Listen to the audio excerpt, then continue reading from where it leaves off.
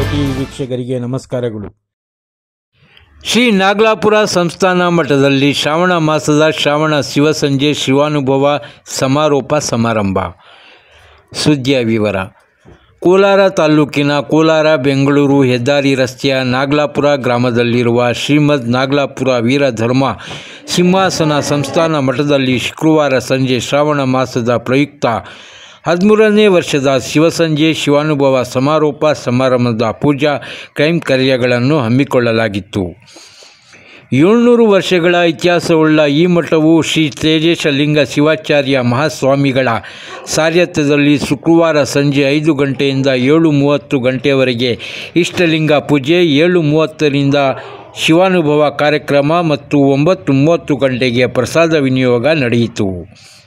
ಈ ಪೂಜಾ ಕಾರ್ಯಕ್ರಮಕ್ಕೆ ಆಯೋಜಕರಾದ ಮಾತೃಕಾ ಚಾರಿಟೇಬಲ್ ಟ್ರಸ್ಟ್ನ ಅಧ್ಯಕ್ಷರಾದ ತಾವರೆಕೆರೆಯ ಕಾಳಪ್ಪನಹಳ್ಳಿ ಗ್ರಾಮದ KR ಷಡಕ್ಷರಿ ಶಾಸ್ತ್ರಿಗಳು, ಶ್ರೀಮತಿ ಪುಟ್ಟಮ್ಮ ಲಿಂಗೈಕ್ಯ ರಾಚೂಟ ಪರಾಧ್ಯ ಮತ್ತು ಮಕ್ಕಳು ಪೂಜೆ ಮತ್ತು ದಾಸೋಹ ಕಾರ್ಯಕ್ರಮಗಳನ್ನು ನೆರವೇರಿಸಿಕೊಟ್ಟರು.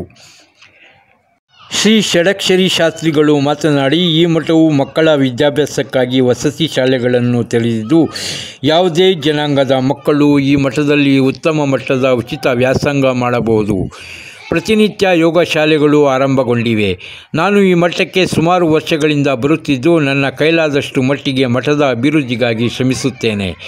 ಇಂದಿನ ದಿನಗಳಲ್ಲಿ ಐಷಾರಾಮಿ ಜೀವನ ನಡೆಸುತ್ತಿರುವವರು ದುಂದು ವೆಚ್ಚ ಖರ್ಚು ಮಾಡುವ ಬದಲು ಇಂತಹ ಧಾರ್ಮಿಕ ಮಠಗಳಿಗೆ ಹೆಚ್ಚು ಒತ್ತು ಕೊಟ್ಟು ಸಹಾಯ ಹಸ್ತ ಮಾಡಿದರೆ ಮನಸ್ಸಿಗೆ ನೆಮ್ಮದಿ, ಸುಖ, ಶಾಂತಿ ಇರುತ್ತದೆ.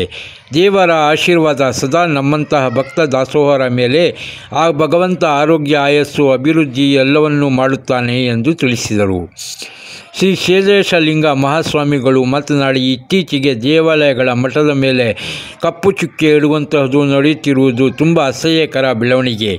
ಭಗವಂತ ನಮಗೆ ಮಾನವ ಜನ್ಮ ನೀಡುವುದಕ್ಕೆ ಭಗವಂತನಿಗೆ ಕೃತಜ್ಞತೆಗಳನ್ನು ಸಲ್ಲಿಸಿ ತಿಂಗಳಿಗೆ ಒಮ್ಮೆ, 6 ತಿಂಗಳಿಗೊಮ್ಮೆ ಅಥವಾ ವರ್ಷಕ್ಕೆ 1 ಬಾರಿಯಾದರೂ ಧರ್ಮ ಗುರುಗಳನ್ನು ಮನೆಗಳಿಗೆ ಕರೆಸಿ ಸಾಮೂಹಿಕ ಪೂಜೆ ಕಾರ್ಯಕ್ರಮಗಳನ್ನು ಮಾಡಬೇಕು. ಆಗ ಧರ್ಮ ಜಾಗೃತಿ ಮೂಡಿಬರುತ್ತದೆ.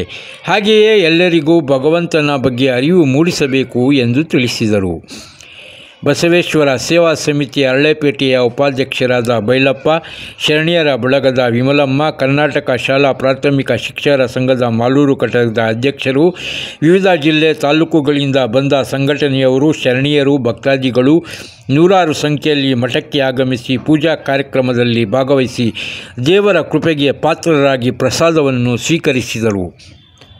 ವರದಿ ಪರ್ವೀಜ್ ಅಹಮದ್. ಧರ್ಮ ಪ್ರಚಾರವನ್ನು ಮಾಡಿಕೊಂಡು ಮನೆಯಲ್ಲಿ ಧರ್ಮೋ ರಕ್ಷತಿ ರಕ್ಷಿತಃ ಅನ್ನುವ ವಾಕ್ಯದಂತೆ ಮಾನವನ ಧರ್ಮದ ಮೂಲ ಕರ್ತವ್ಯ ಸಂಕಲ್ಪಗಳನ್ನು ನೆನಪನ್ನು ಮಾಡಿಕೊಡುವಂತಹ ಒಂದು ಕಾರ್ಯಕ್ರಮ. ಶಿವಪೂಜಾ ಕ್ರಮಗಳನ್ನು ಅವರ ಮನೆಗಳಲ್ಲೇ ಹೋಗಿ ಅವರಿಗೂ ಅವರ ಮಕ್ಕಳು ಮತ್ತು ಪರಂಪರೆಗೆ ಅದನ್ನು ಪ್ರಾತ್ಯಕ್ಷಿಕವಾಗಿ ತೋರಿಸುವಂಥದ್ದು, ಧರ್ಮದ ರಕ್ಷಣೆಯನ್ನು ಸಂಕಲ್ಪವನ್ನು ಕೈಗೊಳ್ಳುವಂಥದ್ದು ಮತ್ತು ಎಲ್ಲ ಒಂದು ಧಾರ್ಮಿಕ ವಿಚಾರಗಳನ್ನು ಅವರ ಮನಮುಟ್ಟುವಂತೆ ಗುರುಗಳು ಎಲ್ಲರಿಗೂ ಅಪ್ಪಣೆಯನ್ನು ಮಾಡಿಕೊಂಡು ಈ 1 ತಿಂಗಳ ಪರ್ಯಂತ ಇಷ್ಟಲಿಂಗ ಮಹಾಪೂಜೆಯನ್ನು ಮಾಡಿಕೊಂಡು ಬಂದಿರ್ತಾರೆ. ಇದು ತುಂಬ ಉತ್ತಮವಾದಂತಹ ಕಾರ್ಯ ಅಂತ ನಾವೆಲ್ಲರೂ ಕೂಡ ಜಗನ್ನಾಥ ಅವರು ಮಠಕ್ಕೆ ಸಮಾರೋಪ ಸಮಾರಂಭದಲ್ಲಿ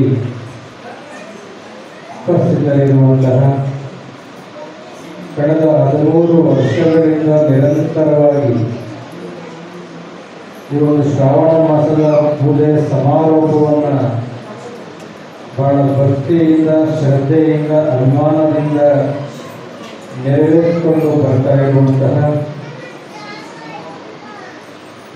ತಾವರೆಕೆರೆ ಕಾಳಪ್ಪನಹಳ್ಳಿ ಗ್ರಾಮದ ಶ್ರೀಮತಿ ಪುಟ್ಟಮ್ಮ ಮತ್ತು ಲಿಂಗೈಕ್ಯ ರಾಚೂಟಪ್ಪ ರಾಜ್ಯರ ಕುಟುಂಬದವರಾಗಿರುವಂತಹ ಶ್ರೀ ಷಡಕ್ಷರ ಶಾಸ್ತ್ರಿಗಳವರೇ, ಶ್ರೀಮತಿ ರಮ್ಯಾ ಷಡಕ್ಷರ ಶಾಸ್ತ್ರಿಗಳವರೇ,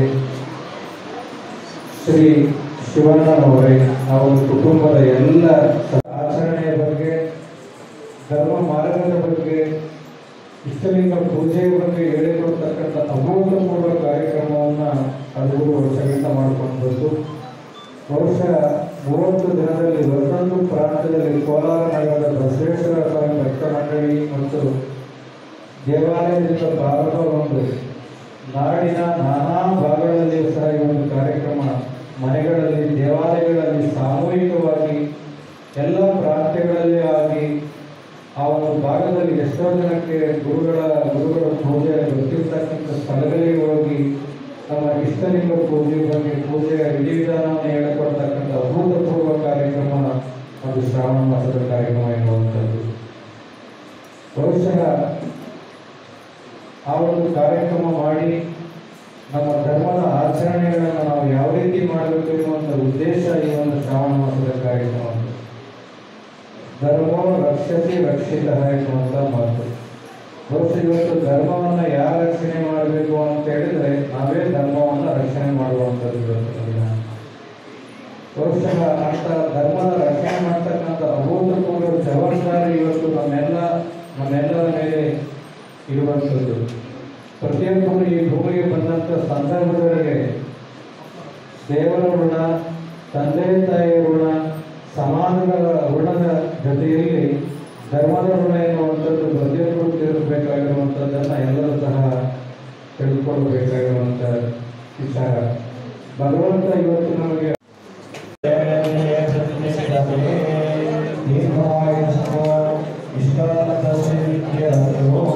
ಆಯುಷ್ಯ ಆರೋಗ್ಯ ಭಾಗ್ಯ ಮಹೇಶ್ವರ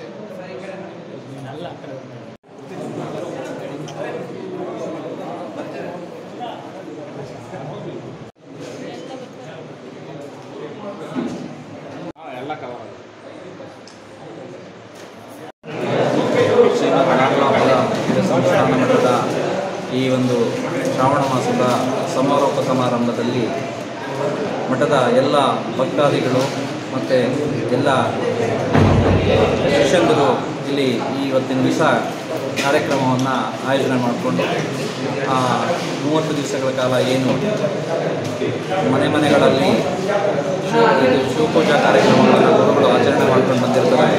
ಅಂಥ ಕಾರ್ಯಕ್ರಮದಲ್ಲಿ ಎಲ್ಲರೂ ಕೂಡ ಭಾಗವಹಿಸಿ ಉತ್ತಮವಾದಂತಹ ಒಂದು ಪೂಜಾ ಕಾರ್ಯಕ್ರಮದಲ್ಲಿ ಎಲ್ಲರೂ ಕೂಡ ಪಾಲ್ಗೊಂಡು ಎಲ್ಲರೂ ಗುರುಗಳ ಆಶೀರ್ವಾದವನ್ನು ಇವತ್ತು ಪಡ್ಕೊಂಡಿರ್ತಾರೆ. ಅದು ಭಾಳ ಎಲ್ಲರಿಗೂ ಕೂಡ ಒಂದು ಸುದೈವದ ದಿನ ಅಂತಲೇ ಹೇಳ್ಬೋದು. ಹಾಗಾಗಿ ಮಠದ ಈ ಕಾರ್ಯಕ್ರಮಗಳು ಇನ್ನಷ್ಟು ಉತ್ತರೋತ್ತರವಾಗಿ ಅಭಿವೃದ್ಧಿ ಆಗಲಿ, ಮಠದ ಶ್ರೀರಕ್ಷೆ ಆಶೀರ್ವಾದ ಎಲ್ಲ ಜನಾಂಗಕ್ಕೂ ಇರಲಿ ಅಂತ ಹೇಳಿ ನಾನಾದರೂ ಕೂಡ ಆಶಿಸುತ್ತೇನೆ. ಇದು ಯೋಗ ತರಗತಿಗಳು, ಹಾಸ್ಟೆಲ್ಗಳು ಅದೆಲ್ಲ ಶುರು ಮಾಡಿದ್ದಾರೆ. ಈ ವರ್ಷದಿಂದಲೂ ಮಠದಲ್ಲಿ ಒಂದು ವಿಶೇಷವಾದಂತಹ ಆಯೋಜನೆ ಅಂದರೆ ಮಠದಲ್ಲಿ ಒಂದು ಮಕ್ಕಳ ವಿದ್ಯಾಭ್ಯಾಸಕ್ಕೋಸ್ಕರವಾಗಿ ಹಾಸ್ಟೆಲನ್ನು ಮಾಡಿದ್ದಾರೆ. ಹಾಸ್ಟೆಲ್ ಬಿಲ್ಡಿಂಗ್ ವರ್ಕ್ ಶುರುವಾಗಿದೆ, ನಡೀತಾ ಇದೆ. ಹಾಗಾಗಿ ಇನ್ನೂ ಮುಂದಿನ ದಿವಸಗಳಲ್ಲಿ ಒಂದು ಭಾಳಷ್ಟು ದೊಡ್ಡ ಮಟ್ಟದಲ್ಲಿ ಈ ಒಂದು ಮಠದಿಂದ ಎಲ್ಲ ಮಕ್ಕಳಿಗೂ ಕೂಡ ಉತ್ತಮವಾದಂಥ ವಿದ್ಯಾಭ್ಯಾಸ ಸಿಗಲಿ, ಉತ್ತಮವಾದಂಥ ಮಾರ್ಗದರ್ಶನ ಯೋಗ ಕಾರ್ಯಕ್ರಮಗಳನ್ನು ಕೂಡ ಆಯೋಜನೆ ಮಾಡ್ಕೊಳ್ತಾ ಇದ್ದಾರೆ ಗುರುಗಳು. ಅಂಥ ಕಾರ್ಯಕ್ರಮಗಳಲ್ಲಿ ತಾವುಗಳೆಲ್ಲರೂ ಕೂಡ ಭಾಗವಹಿಸಿ ಅದರ ಒಂದು ಸದುಪಯೋಗ ಎಲ್ಲರೂ ಕೂಡ ಪಡ್ಕೋಬೇಕು. ಮುಂದಿನ ದಿನಮಾನಗಳಲ್ಲಿ ಮಠದ ಒಂದು ಉತ್ತಮವಾದಂಥ ಕಾರ್ಯವೈಖರಿಯಲ್ಲಿ ತಾವೆಲ್ಲರೂ ತೊಡಗಿಸ್ಕೊಂಡು ಮಠದ ಆಶೀರ್ವಾದ ತಮ್ಮೆಲ್ಲರೂ ಕೂಡ ಪಡ್ಕೊಳ್ಳೋಂಥರ ಆಗಬೇಕು ಅಂತೇಳಿ ನಾನು. ಮಠ ಎಲ್ಲಿರೋದು, ಯಾವ ಜಿಲ್ಲೆ? ಯಾವ ಕೋಲಾರ ಜಿಲ್ಲೆಯ ಒಂದು ಈ ನಾಗಲಾಪುರ ಸಂಸ್ಥಾನ ಮಠ ಇದೆ. ಸುಮಾರು 500 ವರ್ಷ, ಸುಮಾರು 500-600 ವರ್ಷಗಳ ಇತಿಹಾಸ ಇರುವಂಥ ಮಠ ಈ ನಮ್ಮ ಕರ್ನಾಟಕದ ಒಂದು ಈ ಇತಿಹಾಸದಲ್ಲೇ ಒಂದು ಉತ್ತಮವಾದಂತಹ ಒಂದು ಪವಾಡಗಳನ್ನು ಮಾಡಿಕೊಂಡು ಉತ್ತಮವಾದಂತಹ ಒಂದು ಜನರಿಗೆ ಆಶೀರ್ವಾದವನ್ನು ಮಾಡಿರುವಂತಹ ಒಂದು ಮಠ ಆಗಿದೆ. ಈ ಮಠದ ಒಂದು ದರ್ಶನ ಮತ್ತು ಆಶೀರ್ವಾದ ತಮ್ಮೆಲ್ಲರಿಗೂ ಇರಲಿ ಅಂತೇಳಿ ಆಶಿಸ್ತೇನೆ.